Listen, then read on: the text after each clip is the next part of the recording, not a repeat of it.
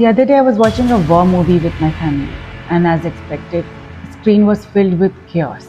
Guns blazing, grenades exploding, and bodies flying through the air. My boys, being boys, were completely engrossed in the action, enjoying all the bloodshed and the explosions. But I couldn't help feel disturbed. Bloodshed, the pain, the destruction was just a bit too much for me. I had an unsettling sense of grief. It was then my older one, who's 9, noticed the shift in my mood. He turned to me and said, Mama, don't feel sad. It's all part of the karma. They were just meant to die like that. And you know, we don't really die, right? His words took me by surprise.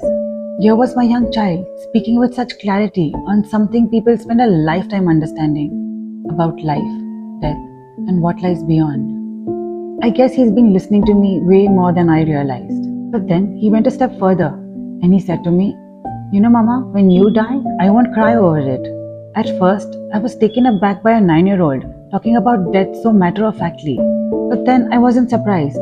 He's always had the wisdom of an old soul with a deeper understanding of life's big questions. Sometimes he casually drops profound one liners like these, which make me pause and reflect on the deeper meaning. What my son was saying echoed the timeless teaching of the Bhagavad Gita, where Lord Krishna imparts his wisdom to Arjun about life, death, and the eternal nature of the soul. In the Gita, Krishna explains that death is not something to be feared or mourned, for it's a natural part of life. The soul is eternal and does not die with the body. What we experience as death is simply the shedding of the physical form. The soul moves on to its next journey in a new form based on its karma.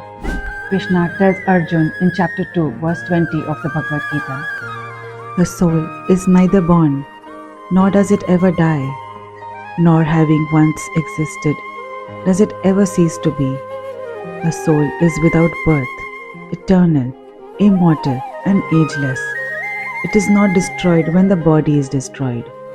These words resonated with me in a way I hadn't fully grasped before. While I was reacting to the movie in sadness and horror, my son was already tuned into a deeper understanding. The violence we were witnessing was part of a cycle, one that had been set in motion long before, driven by the karma of the characters in the movie. They were just fulfilling their destinies, just like we all do, according to the laws of the universe. What was even more striking was his closing remark, that I won't cry over your death. This statement, while blunt, reflected a deep acceptance of the natural cycle of life. He was not being cold or indifferent. Rather, he was expressing a mature understanding of life's impermanence.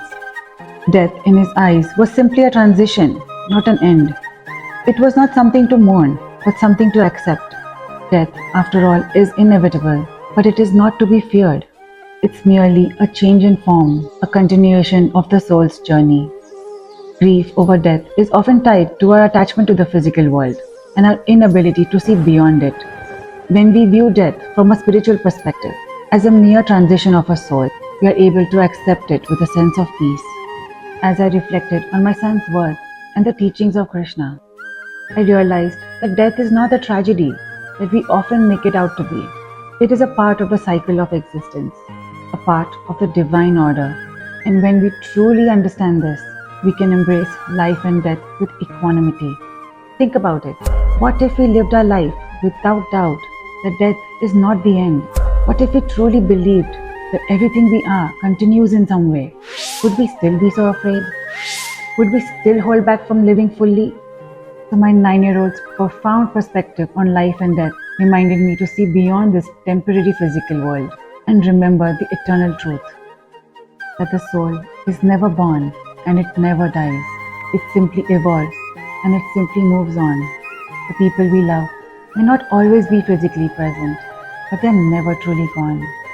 The essence, the energies, their love, it remains. So next time we face the harsh reality of death, remember the wisdom of Lord Krishna. Imagine what would happen if we all lived like we understood this truth, that the soul is eternal. Imagine the peace we'll feel about life and death. If this perspective on life and death made you think differently, hit the like button. And if you're curious to explore more timeless wisdom like this, then don't forget to follow and share this video with someone who could use a little peace of mind. Let's keep reflecting and growing together. What do you think? Let me know in the comments. Remember, life and death, they're just part of the same journey. Embrace it, accept it, and live your life fully, knowing that your soul is eternal. Namaste.